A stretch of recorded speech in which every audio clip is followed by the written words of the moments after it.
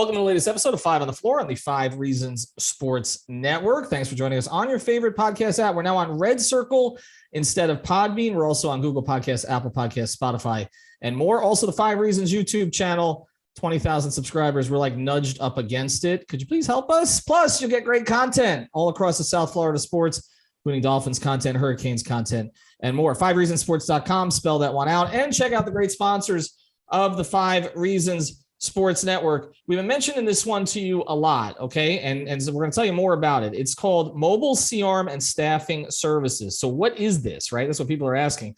Well, what they do is they rent C-Arm equipment on a short and long-term basis to hospitals, surgery centers, chiropractic offices, and pain management offices. They service office-based procedures, pain management offices, chiropractic offices, cadaver courses. They do all of that stuff, and they can rent the C-Arm equipment out to an office and also send an X-ray technologist to actually run the machine. But check it out for yourself online. Our friend Nelson will help you. He'll go through everything with you. Just fill out a form. He will get right back to you. He's a huge Miami Heat fan. C-armandstaffing.com. That's C as in like Carolina, R-armandstaffing.com, 561-891-9620. 561-891-9620. And now, today's episode. Yeah. 5 on the floor, ride for my dogs. Where here's the thing, you can check the score. Hustle hard, couple scars, wearing bubble frogs. Just like Butler said, you in trouble, y'all. Kept the floor playing, got it all banned. Y'all seen the block, stop with one hand. And Pat we trust, it's power, have the guts. We're here to bring the heat, y'all can hang it up. Welcome to 5 on the Floor, a daily insider show on the Miami Heat and the NBA, featuring Ethan Skolnick, Greg Sylvander, and Alex Toledo, plus others from the 5 Reasons Sports Network. All right, Ethan Skolnick back on 5 on the Floor. Here's today's floor plan. I'm going to get some help because if you have been following any of my social media, well, my Twitter, you find I wasn't very active the past couple of days. It's actually on a camping trip with my daughter, which was pre-planned. And so essentially I was at the first game and I've only been able to catch up with sort of bits and pieces of games 2 and games 3. So what I'm going to do is I'm going to enlist my crew here. We've got everybody. Greg Sylvander, you can follow him at Greg Sylvander. Brady Hawk, you can follow at Brady Hawk 305. And Alex Toledo, you can follow at Tropical Blanket. And they're going to help me through this, okay? If somebody who has not seen the last 2 games in their entirety, and of course, first game was a loss to Chicago. I was there. The second was a loss to Boston. I was not there. And the third one was a win against Toronto. Great first half. And then kind of almost let the thing get away late or let it get too close.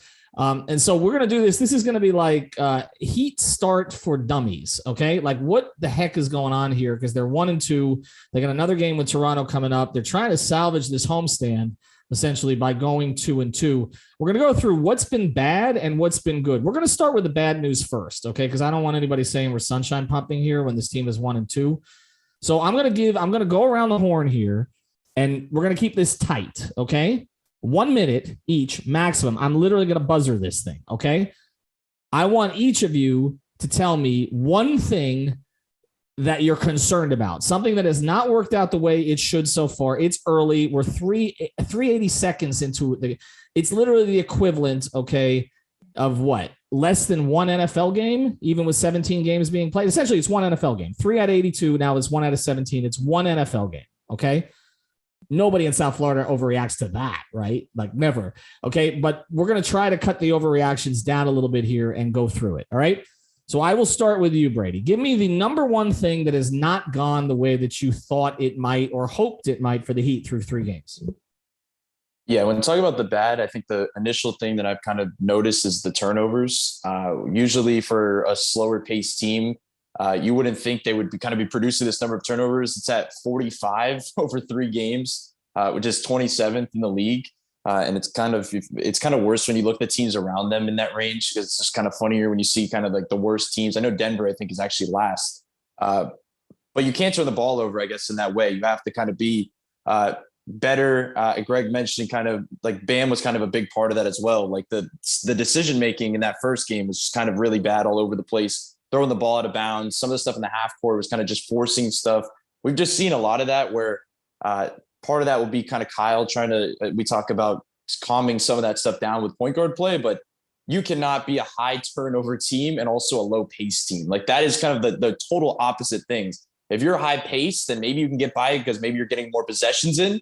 But those are just kind of double negatives in my opinion. So toning down those turnovers is kind of something that I'm just going to be watching. I just don't think that was something that was a positive, I guess. And I guess it'll depend on who kind of dictates the usage moving forward, because it's 3 games. We don't really know what the usage is going to look like over, let's say, a 20-game sample size. But for now, we'll see how it kind of develops, I guess. Alex, go. So for me, I just think their offensive output in general, I'm not necessarily worried about it in the sense that, I'm a lot more worried about it than I was when the season started. But it's been a little more up and down than I think you would want to see, considering you're bringing back a team and that's pretty much almost exactly the same as it was last year. You're not playing any of the new guys yet, right? Even though they played a little bit of Haywood Highsmith, who, didn't play much last season, and they played him in weird lineups, right? That hasn't really been talked about much. We didn't see any of it last night, but the offense has been a little bit too up and down for my liking. I generally like the process, and shout out Brady for the work he's been doing, X's and O's wise on Twitter, and for the website, pointing out everything that the Heat have been doing. But just in general, I think the process is fine. It's good. The only thing that I'm concerned about individually is Bam, because I don't really see much differences in the way that they're using him. So I'm fearing that it's going to be kind of a similar thing going on, maybe with a couple more shot attempts a game. But as far as the team overall, like they're small, so they're not going to be able to make up for it on the offensive glass. They turn the ball over. They're playing at a faster pace, which I looked up before so far, obviously through 3 games. But a lot of it is, I think, is going to be dependent on just the shooting from a night-to-night basis, which is stuff that we've seen from this Heat team before. So I'm just wondering if this whole lean offense thing is going to end up turning out the way that we maybe hoped it would, or, and from an optimistic perspective. All right, Greg, go. I'm concerned that they're going to get out rebounded consistently, and particularly on the offensive glass. The further away Bam Adebayo is from the basket, that is a concern that I don't see them being able to get away from at this current moment. They don't look like they're necessarily making a ton of adjustments that are going to get him closer to the rim, although obviously it's game to game. I will say that, like, the other big part of the beginning of the season that's been no good offensively is that they've been stagnant. There's been moments where there's ball stopping, they're pounding the ball, assists are down, threes are down. These are things that the Heat thrive on. So to me, those are the things that are most concerning to start, but I'm not that concerned. Overall, I feel like this is essentially where we thought they'd be, but they need to definitely close out this homestand strong. You know what I'm surprised about? Because following particularly the Boston game on Twitter is that all of you guys leaned offense here. And it seems to me like the Heat Twitter concern is more on defense. I know you mentioned rebounding, which ties in with it, but they're giving up a decent amount of points at this stage. I know with Toronto, it was mostly after the game was seemingly decided, but that seems to be where I, when I'm following others, who I respect on Heat Twitter, I'm seeing some of this stuff about how many bad defenders the Heat are playing in their rotation, or not plus defenders. That's something I know, Alex, you've pointed out in the past that can be an issue. They've inserted more of those. I guess my overall concern, and again, the last 2 I've followed. Okay, I haven't watched, but in watching the first game against Chicago, my concern here a little bit is that if they're going to lean offense, the offense better be good, because they are sacrificing on the defensive end. And I don't know exactly what the solutions are on the defensive end if they're going to be playing some of these guys and they're going to be playing small. I also think it's funny that one of the lineups that was suggested out there that is actually performed reasonably well is 3 guards with Jimmy and Bam, which makes you even smaller. Although the metrics on that in a small sample size, really tiny sample size, have been really good. But this idea now that all year long, you've got Jimmy now, and I saw Alex and Brady have been asking excellent questions at the press conferences, but this whole idea that, okay, Jimmy's like, well, Gabe can guard up, Kyle can guard up, Caleb can guard up, the whole damn team has to guard up. Okay. And I know that there are a lot of people, Heat fans, who are not very comfortable with that. And if you're going to be putting out a lineup that's going to be guarding up all the time, you better be damn good offensively to make up for that. And so far, that has been stagnant, as you said. Okay, the other thing that none of you mentioned as much as I expected is that the 3-point shooting, particularly in the first 2 games, was way down from a volume perspective. And Brady, I know you've hit on this, and then we'll get to some of the good stuff after the break. You can't be both. You can't be slow paced and not be taking threes when you don't really have a dynamic, post threat down there. And so, there is a lot of glass half empty stuff. And this comes in from Alex, 18th in defensive rating right now. And right, you can only lean offense if the defense is good also, because if you can't close possessions defensively, get the rebound and get out into early offense and transition, you're going to struggle on offense too. So it all plays into it right now. So there seems to be a bunch of issues. All right, I'm going to go around one more time now that we've discussed this. Is there anything else? And I'll go with Greg first. We'll go back to Alex and then to Brady, and then we'll get to some of the stuff that has been decent. Another concern, perhaps. Let's go to individual player concerns this time instead of the sort of the overriding stuff. Give me an individual player you're concerned about.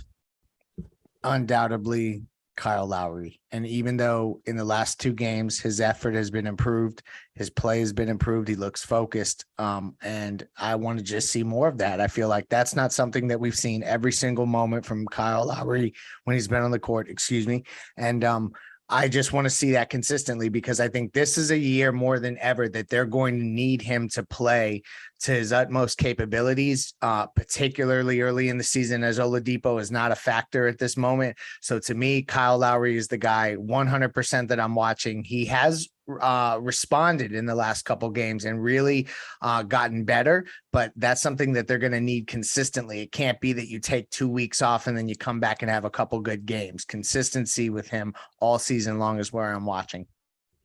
Let's go to Alex. So if you want to go to player red flags, for me, the only other one that stands out is Dewayne Dedmon, and maybe it's too easy of an answer. He just, even though he had a pretty good game one, and I was talking about this with Brady at the game last night, like it just seems like when he's on the floor, they get outplayed, and that was absolutely the case in the Boston game. And I so I don't want it to just be like, we just came off that game, so that's why I'm feeling that way now, because I do think he's been solid for the most part for the time that he's been here, and I do think he trailed off towards the end of the last playoff run. Specifically versus the Celtics, he was unplayable. So look, it's not a great matchup for him. He's a backup 5, but it's not going to be a big problem because they have other guys that they can eventually play there. I just don't know how long it'll take. And just to end it here, to go back to your point from before, Ethan, like they just haven't been a great transition team on either end. And I think some of it has to do with, and shout out Tiffany, who was saying this when she was on the other night. She said it best. Like if the whole team is trying to overcompensate for how small they are by gang rebounding and trying to play above their size, like they're giving up in transition, because you can't do both things. And she just articulated it perfectly, because that's kind of the struggle that they're towing right now, trying to toe that line. So yeah, individually, Dedmon, and as a team, I think this is stuff that they've already worked through in the past, but it's just going to be a little harder now when you don't have PJ Tucker there to help cover up some of those things that they have to work through now. Brady? Yeah, I think those are the 2 main guys that you probably would want to mention. I would have leaned in the Dedmon way, but I'm going to get away from the player for a second, and just because you did mention the defense. Now we didn't mention the defense, which by the way, you did give us a minute cutoff. So that's kind of the reason we didn't get to it, Ethan. So I just want to say the reason why defensive rotations, I guess, weren't there is kind of the concern for me, because you're talking about this defense being, this team being a defensive team. The preseason, when they were running out lineups with, like I said before, with Jovic and Kane and all these guys, they were really good defensively. Like they were rotating at a high level. Like they were doing all this stuff defensively on a string. That wasn't the case specifically in the first 2.5 games, basically, like maybe 2 in a quarter, because they kind of cleaned it up yesterday a little bit in the second half and into the second quarter. They're kind of in that range, but generally the rotations have been off, where like 2 guys are rotating to the same guy. All of a sudden you're getting open 3. And then Greg touched on the rebounding and soft switching. Bam ending up on the perimeter and obviously hurting the rebounding. But the difference is that I think they're going to get to a point where they're going to have to play a little bit of drop with Bam. Like that's my concern, is that I feel like there needs to be a little bit of a mix up where teams can't just come in, like a team like Boston coming in and saying, I can pick my defender every time down because I know every possession down they're soft switching. Like that's a problem to me. And I know it's the second game, and they're probably not going to show all their cards at this point in the season. But that's just kind of my minor concern defensively right now, that number one, their defensive rotations have to be crisp. And number two, I feel like we're going to have to get to a point where in the bench lineup, you're going to see more zone. In the starting lineup, you're going to see more drop. So I just want to see a little bit more of a mix, I guess. All right, we're going to get to the good stuff here in a second. I can tell you, just based on the quick Twitter review, the Dedmon conversation has completely changed from when he came in. And it just may be a situation where they got a little too cute here. I understand the contract, and it's a tradable contract regardless of how he plays. That's why they gave him the money that they did. So it's a reward for him for the way that he performed when he came in here, basically off his couch, although he didn't like to say it was off his couch, and gave them really good minutes. Last year, he dropped off as the season went on, was kind of unplayable at the end of it. Now I feel like if Yurt was healthy, he would be playing. And I think that it's funny to me that the conversation has now shifted to playing Jovic when everybody the whole offseason was about playing Yurt. I think it's going to be Yurt, okay, that steps in for Dedmon here. I don't know that necessarily is going to make you better defensively, though. So that's one of the other things they're going to have to deal with. But at least they may get more rebounding. They may get a little bit more production from that spot. The on-off minutes with Bam are frightening right now. That has to be corrected one way or the other. And just this idea of we're just going to play Dedmon, even if we're going to run him into the ground until, we can trade him in mid-January. I don't know that that's a solution. I think they have other solutions in-house that you're going to see them go to. All right, let's get to this real quick here. Before we do, I want to tell you about our product code. It's 5RSN. That's the number 5RSN. That's how you can get Manscaped. That's for all your grooming products, okay, below the belt, etc. Your balls and your body will thank you. You know what I say every single time. They send you a bunch of free stuff, too. They got the cologne. They got the deodorant. They'll give you free razors, okay, or razor blades after you use the ones you've got. Go to manscaped.com. You get 20% off. Therapistpreferred.com. That's premium CBD. They got a new sports cream there that's even stronger. It's better, and it's still legal, okay, everywhere, all right? So go, again, this is premium CBD. This is for recovery. This is for sleep. Therapistpreferred.com, 25% off. Manscaped.com, 20% off. Product code 5. It's number 5, RSN. All right. Now, judging by Heat fans, there's nothing here. Okay. So I'm only giving you each 1 minute. We're not going to go back around this time. Okay. Tell me something good that has happened. Let's start with you this time, Greg. Sunshine pumping it is. No. So Tyler Hero has 1,000,000% taken a jump physically.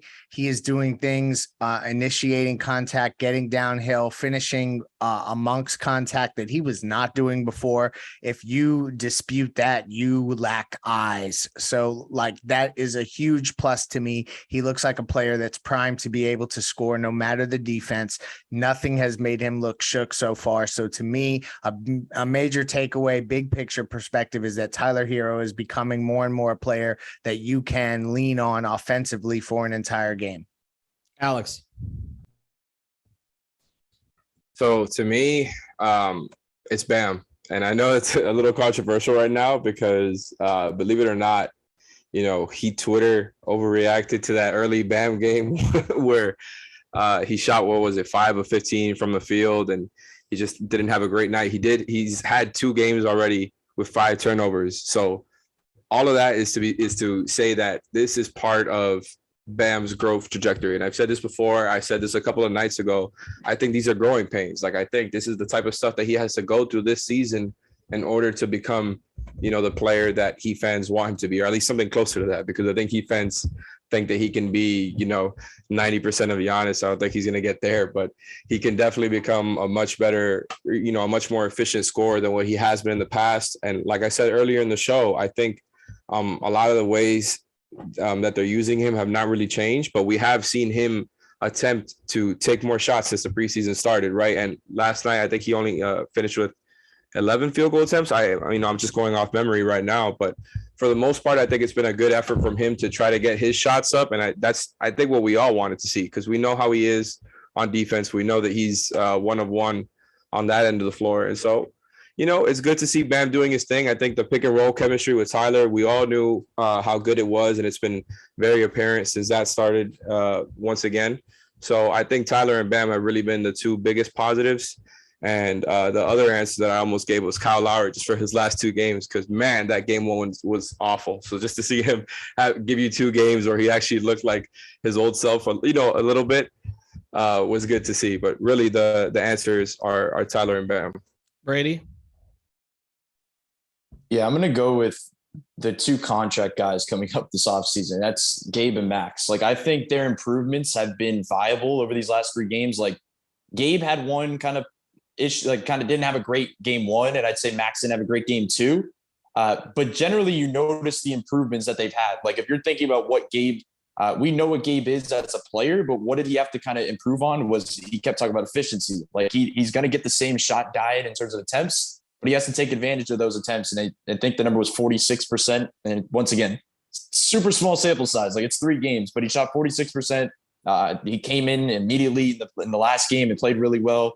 And he played really well in the end of game 2, even though they lost. Like, he was taking over in isolations, like hitting big shots. And then the flip side of that is Max Strus doing things on the defensive end, which I was talking about a lot last night, because the stuff he was doing on rotations and just kind of swinging over from weak side, getting a charge, and just being in the right spots. Like, if he could be that type of off-ball player consistently on the defensive end, like, that changes a lot of their lineups and the way they look, because I believe right now he's going to be a closer most nights. Like, that's just the way things are. So if he provides that, it changes things a lot.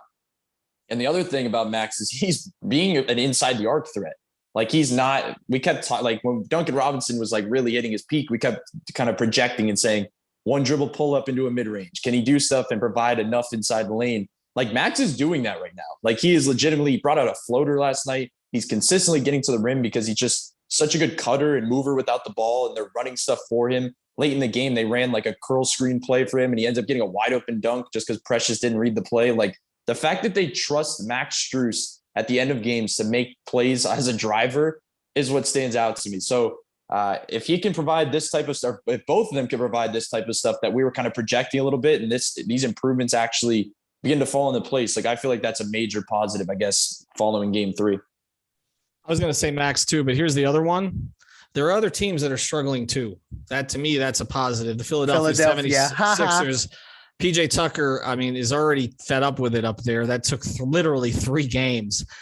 So the fact that the Heat start 1 and 2 against a challenging schedule, I know it's at home. I'm not going to justify it. Okay. The hope was you got out of this, 3 and 1. Okay. I think that was what most people were hoping for. It is a challenging open for them, but you wanted to see them play better than they played the first 2 games for sure. But other teams are struggling. Nobody's going to run away with this thing in the East. Okay. Boston looks like the best team, mostly because Milwaukee's not healthy, but Miami's not going to be dead and buried after the first month. Okay. This West Coast swing is challenging. Even the game in Portland is going to be tough. Golden State for sure is going to be tough. And Heat fans are going to freak out with everything, but they do need some time to work this out. I know we talk about continuity. I get it, but there's different combinations. Different players are playing different roles. It was going to take time.